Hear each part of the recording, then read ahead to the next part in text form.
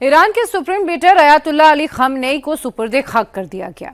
Ayatollah Ali Khamenei को उनके पुश्तैनी शहर मशहद में इमाम रजा के मकबरे के पास दफना दिया गया है। आज उनका शव तगड़ी सुरक्षा के बीच इराक के नजफ शहर से मशहद लाया गया। अली खामनेई के अंतिम संस्कार में आज भी लाखों लोग शामिल हुए। एक तरफ लोग मातम मना रहे थे तो दूसरी तरफ ईरान अमेरिका में बमबारी चल रही थी। खामनेई के जनाजे में सबका यही सवाल था कि खामनेई को क्यों मारा। इस सवाल के लिए क्या फिर एक युद्ध होगा, समझिए जरा। सुपुर्दे खाक हो गए अयातुल्लाह अली खामनेई।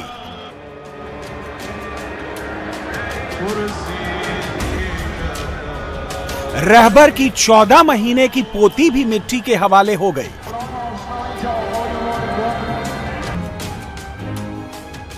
खामनेई के संग बेटी, दामाद, बहू भी दफन कर दिए गए। आज मशहद का जर्रा जर्रा रो रहा है। मशहद का कोना कोना मातम में है। हर आंख में आंसू है, हर सीने में दर्द है। उनके रहबर का सफरे आखिरत आज मुकम्मल हो रहा है। 125 दिन बाद अयातुल्लाह खामनेई मशहद की पाक जमीन में हमेशा के लिए सो गए, लेकिन ईरान सोया नहीं है।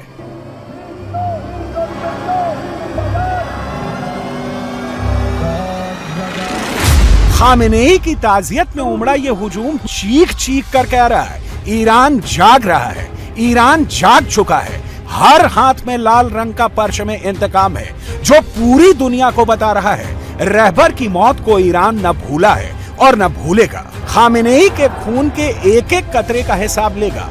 आज नहीं तो कल जरूर लेगा।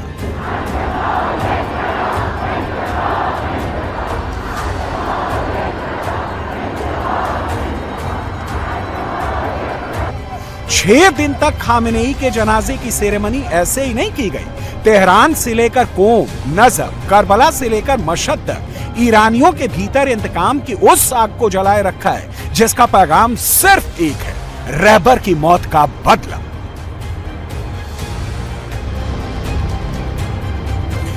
अमेरिका के खिलाफ ईरानियों के भीतर कितनी नफरत है, कितना गुस्सा है, उसका सबूत मशहद के होटल पर लटकाया गया ये पोस्टर है जिस पर लिखा है we will kill Trump. English में लिखकर ईरानियों ने ट्रम्प को मैसेज दिया है और पर्शियन में ईरानियों को। ट्रम्प ने खामनेई को मार तो दिया है, हर रोज ईरान को खत्म करने की धमकी दे रहे हैं, लेकिन सच्चाई यह है कि ट्रम्प भी इस वक्त खौफ में है और ये खौफ 2026 नाटो शिखर सम्मेलन के दौरान ट्रम्प में नजर भी आया, जब ट्रम्प ने कहा कि ईरान मुझे रास्ते से हटाना चाहता है। मैं उनकी सभी लिस्ट में टॉप पर हूं। Every single one of their lists, and so far I guess I've been a little bit lucky, but that maybe doesn't last very long because that's the way it goes. But we have great people, but these are evil, sick people, and we have to rid their cancer. Their cancer, and you know what you do? You got to cut out cancer early. Man, that's the way I feel. Trump किस कदर डरे हुए हैं इसी से समझ सकते हैं कि नाटो की समिट के लिए टर्की गए प्रेसिडेंट ट्रम्प ने ईरान के डर से वापसी के सफर में दो बार अपना प्लेन बदला। जब ट्रम्प टर्की गए थे तो वो कतर से गिफ्ट में मिले बोइंग के प्लेन से गए थे। वापसी में पहले ट्रम्प ने अमेरिका से एक पुराना प्लेन मंगवाया, उससे वो ब्रिटेन तक गए। ब्रिटेन में ट्रम्प ने एक बार फिर से अपना प्लेन बदला और दूसरे प्लेन में सवार होकर अमेरिका लौटे। रास्ते में सफर के दौरान अमेरिकी मीडिया पर्सन्स को ट्रम्प की सिक्योरिटी टीम ने प्लेन के ब्लाइंडर्स भी बंद करने को कहा था। 6 दिन तक खामनेई के जनाजा निकालने के पीछे ईरान की सबसे बड़ी रणनीति यही है। खामनेई के इमोशन को ईरान के एक एक शख्स के दिलो दिमाग में बैठा दो। अमेरिका इजरायल के खिलाफ नफरत को बेहिसाब फैला दो।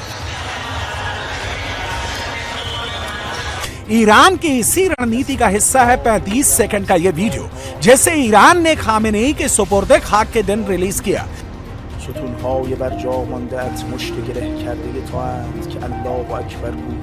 ये उस दिन का वीडियो है जब 28 फरवरी को अमेरिका और इजरायल ने खामनेई के घर बैते रहबरी पर ज्वाइंट अटैक कर खामनेई के परिवार के कई मेंबर समेत 40 अफसरों को मार दिया था। इसमें खामनेई की 14 महीने की पोती भी शामिल थी।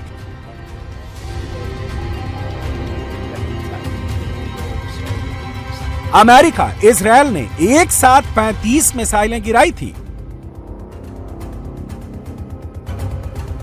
खामेनेई के सुपुर्दे खाक के दिन ईरान का इस वीडियो को रिलीज करने का मकसद यही है कि अमेरिका और इजरायल के खिलाफ नफरत की चिंगारी एक एक ईरानी के दिलों में सुलगती रहे। कैसे अमेरिका इजरायल ने उनके रहबर को मार डाला, खामेनेई के घर को 35 मिसाइलों से तबाह कर डाला।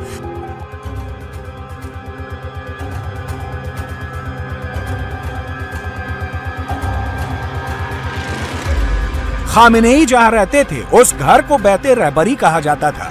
खामेनेई का यह घर तेहरान के बीचों बीच था, जिसे सबसे सेफ कहा जाता था। खामेनेई का यहीं पर दफ्तर था और सत्ता का सबसे बड़ा मरकज। इसमें इमाम खोमैनी हुसैनिया नाम का एक बड़ा सभा हॉल था, जहां खामेनेई धार्मिक नेताओं, सरकारी अधिकारियों, विदेशी प्रतिनिधियों, आम लोगों से मिलते थे। यहीं पर तकरीरें देते थे। वीडियो में देख सकते हैं, ये पूरा हॉल बर्बाद हो गया है। यहीं पर उनके बेटे, बहू, बेटियां, दामाद, पोते, पोतियां रहते थे।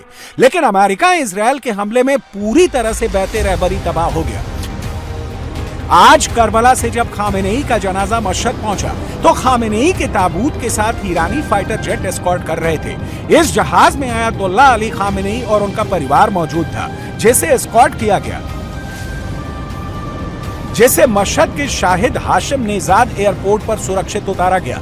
यहां से मशहद में इमाम रजा की दरगाह तक ले जाया गया। इस दौरान पूरे मशहद की सड़कों पर सैलाब उमड़ आया। कोई भी गली, कोई भी कोना ऐसा नहीं था जो खाली था। सब अपने रहबर खामेनेई के आखिरी दीदार के लिए बेकरार थे, रो रहे थे, मातम मना रहे थे, जहां उनको अपने परिवार के साथ सुपुर्दे खाक कर दिया गया। खामेनेई सुपुर्दे खाक हो गए हैं।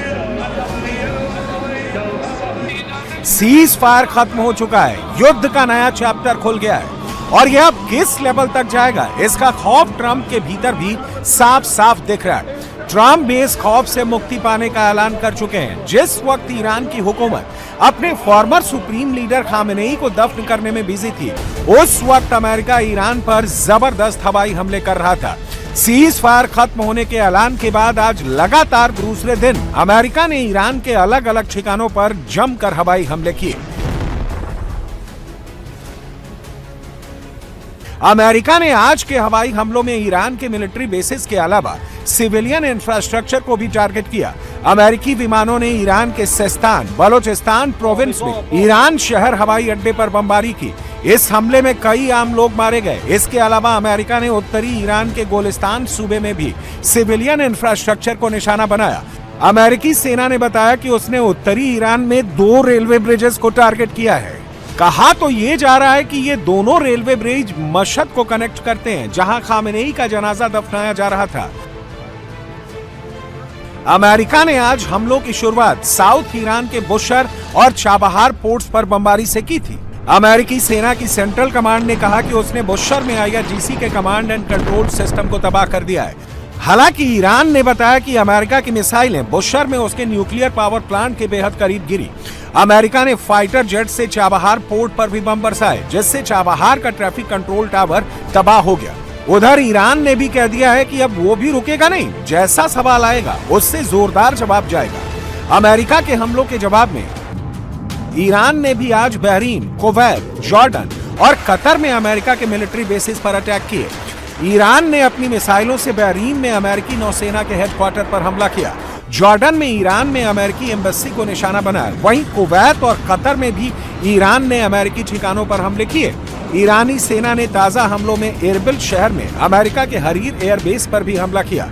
इसके अलावा ईरान ने स्ट्रेट ऑफ हॉर्मुज में अमेरिका के वॉर शिप्स पर भी मिसाइल्स और ड्रोन से हमले किए। नए युद्ध की शुरुआत की वजह एक है, तेल और गैस के इलाके हॉर्मुज पर किसका दबदबा चलेगा।